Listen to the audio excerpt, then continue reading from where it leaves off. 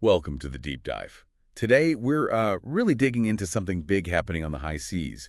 Russia's just massively tightened its ship security. It's quite a dramatic move, and we're drawing a lot from Splash 24/7's reporting. They've been right on top of this. hmm Our goal here is to really unpack what this means for you. Yeah, it's centered around this new executive order from President Putin. It kicked in immediately.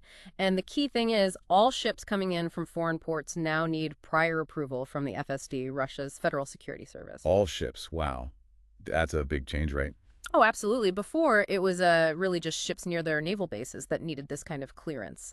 So this is a major expansion. The Kremlin's justification, they cited a constitutional bit about military conditions. Basically, it links to martial law in areas near Ukraine. Okay, so they're invoking wartime powers, essentially, for general shipping security now. Exactly. It signals they're treating this with almost military level seriousness across the board for maritime traffic, a huge step up in control. So the obvious question is, why now? I mean, this feels like a reaction to something specific. It's not just out of the blue. Definitely not in a vacuum. There's been this string of really concerning incidents, explosions targeting tankers connected to Russian trade. Ah, okay.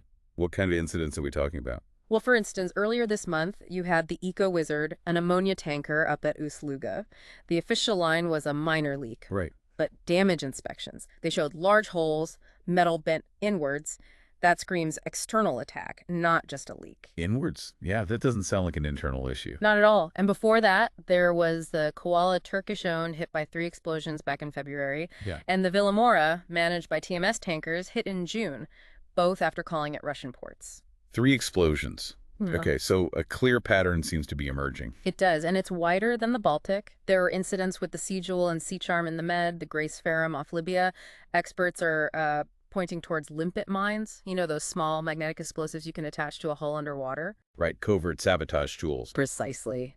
And then you had the sinking of the Ursa Major, a Russian cargo ship, last December in the Western Med. Again, an underwater explosion.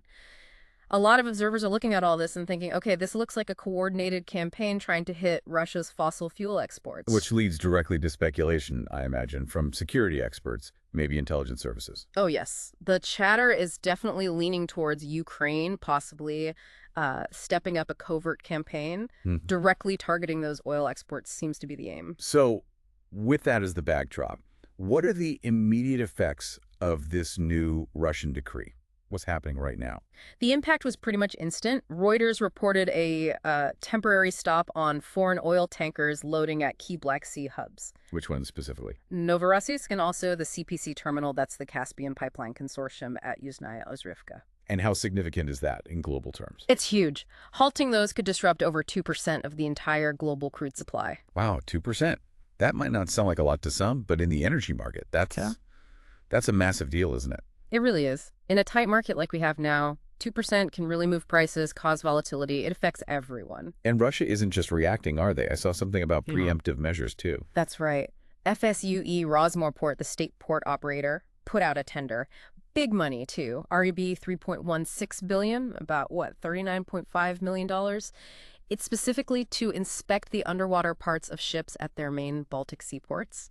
So, actively looking for threats now. $39 million Mm. just for underwater inspections. Right. That shows how seriously they're taking this potential threat. Absolutely. It's a significant investment. And the industry is reacting too. Ambry, the maritime security specialist, they've already suggested it's time to review war risk insurance premiums for ships going into Russian Baltic ports. And they're advising shipping companies, really screen your assets, do dynamic risk assessments for every voyage. The whole risk picture has changed. So wrapping this up then, we've got Russia putting up these much higher security walls, seemingly in direct response to what looks like a sabotage campaign. And the immediate fallout is real disruption to global trade, particularly energy markets. Exactly. It sets up a crucial question, really. Thinking longer term, with these security worries escalating and rippling outwards, what does this mean for the stability of shipping lanes, for energy supplies globally? That's definitely something for you, the listener, to keep in mind as the situation keeps developing.